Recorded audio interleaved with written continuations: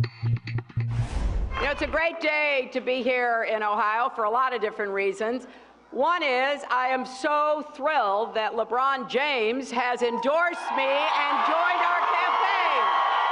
Now, one thing I know, I'll just say it, because I know it's for sure. I hope to be elected president, but I know here in Ohio, LeBron will always be the king. Hillary Clinton was quick to tout an endorsement from LeBron James today on her first trip to Ohio since Labor Day. James, one of the most popular athletes on the planet, perhaps the most beloved figure in the swing state of Ohio, wrote an op-ed yesterday that said, quote, only one person running truly understands the struggles of an Akron child born into poverty. That candidate is Hillary Clinton. James's enthusiastic endorsement could help Clinton expand the electorate in Ohio, which enabled Barack Obama to win the state twice. And while a new Quinnipiac swing state poll out today finds Clinton ahead in 3 of those swing states, she trails Trump in Ohio by 5 points. This is due in some part to Ohio's demographics. Older, whiter, less educated than the nation at large, and continues to favor Trump. So today, just in time to draw attention to the state's voter registration deadline next Tuesday, Hillary Clinton delivered an economic speech aimed directly at Trump's support in Ohio. I oppose TPP now. I will oppose it after the election. I will oppose it as president because it is one-sided and unfair to American workers. As president, I will appoint tough, independent authorities to strengthen antitrust enforcement and really scrutinize mergers and acquisitions. And consider the recent examples we've seen of egregious corporate behavior. Look at Wells Fargo, one of the nation's biggest banks, bullying thousands of employees into committing fraud against unsuspecting customers. And joining me now is Senator Sherrod Brown, Democrat from Ohio. Senator, I got to start with LeBron James because the obvious metaphor here is that Hillary Clinton has been trailing in Ohio poll after poll after poll, I think somewhat surprisingly, a little surprisingly. But then, of course, the Cavs were down 3-1, and it looked like they had no shot. LeBron James comes riding in to save the day. His big endorsement yesterday. Do you see a political repeat this year? Well, and I remember, too, being on MSNBC when LeBron signed back with Cleveland. So this is people are excited about it here. And I think that, I think LeBron will help with voter turnout. I think LeBron will help with young voters. And he's committed to this. I mean, he's a very public-spirited man. I mean, he's an athlete. Most athletes aren't considered particularly engaged. And you can look at his charitable work in Akron. You can look at what he stands for. You can look at his commitment to civil rights and equal rights. And I think LeBron just cares about people. And I think you can see that something more than a professional athlete here. And I think people will listen.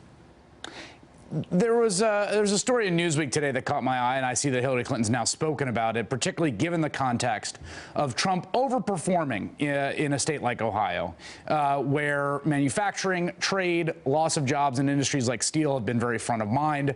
The fact that Trump himself has used Chinese steel, it seems, in 2 recent big projects. Kurt Eichenwald reporting on this in Newsweek. What's your reaction to that story? Well, my reaction is it's all a game to Donald Trump. It's always about him. It's always about his bottom line. He buys his suits and his ties in China and Mexico. This suit I'm wearing, I bought 11 miles from, literally, it was made 11 miles from my house by union workers.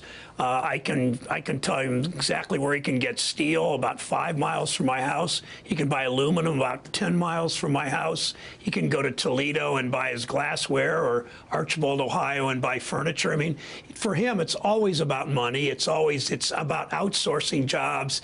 The only thing made in America that Donald Trump that ever gets close to him is his hat that says "Make America Great Again." I don't know that he's ever cared about this. And you and I have talked about this before, Chris. When I've worked against bad trade agreements for 20 years, and I've never, ever seen Donald Trump weigh in and add to that chorus or help us organize to defeat these bad trade agreements. He just wants different trade policy now that he's running for president. And people in Ohio are starting to see that.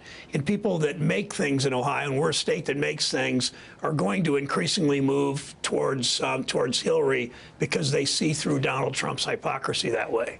Yeah, well, watching her in Toledo today was interesting. She was talking about Wells Fargo and about regulation, the importance of the Consumer Financial Protection Bureau. She also talked about antitrust and competition and the sort of need to have the government sort of actively manage competition to avoid large monopolies, large domination of market sectors. It's something I haven't heard a lot about in this campaign, but it's actually a pretty huge issue. And there's an argument it's actually been a bigger part of what's happened to economies in places like Ohio than even the particulars of the trade deals.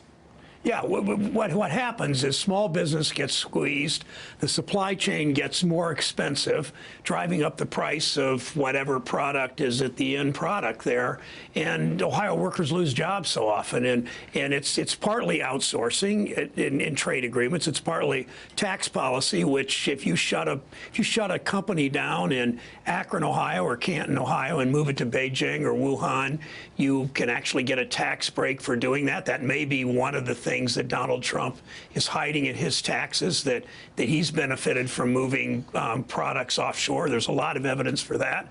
And it ultimately hurts our small businesses, it hurts our workers, and it means the tax base is undermined. So a community, I mean, come to most cities in the industrial Midwest, maybe the whole country, and you see infrastructure that's decaying, you see police and fire is inadequate, just not enough police and firefighters, not enough teachers in the schools because of what's happened to communities because of trade policy and tax policy. Donald Trump's benefited from that. He's shown no interest ever in joining the fight back on making those policies work better for working America.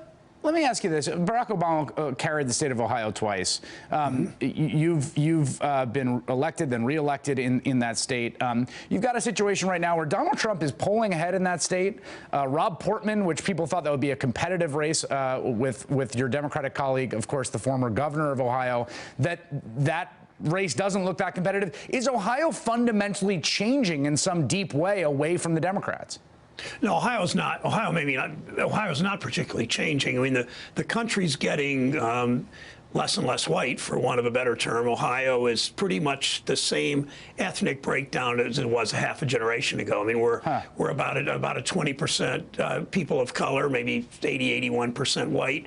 We're not changing as fast as North Carolina or Georgia or Virginia or Colorado in terms of immigrants. Some Asians are moving in, some Latinos moving in, but not in huge numbers. Part of it is we've turned the corner in Ohio, though, bringing young people back. And we are blessed in this state with some of the best small college, four-year liberal arts schools dotting our state. Lots of big universities. We're starting to keep those graduates in Ohio. Yeah. That's going to fundamentally change the state. But ethnic breakdown, the people of color moving in is not as rapid as other states by and large. All right, Senator Sherrod Brown, always a pleasure. Thank you, sir. Good to be with you, Chris. Thanks. Hey there, I'm Chris Hayes from MSNBC. Thanks for watching MSNBC on YouTube. If you want to keep up to date with the videos we're putting out, you can click subscribe just below me or click over on this list to see lots of other great videos.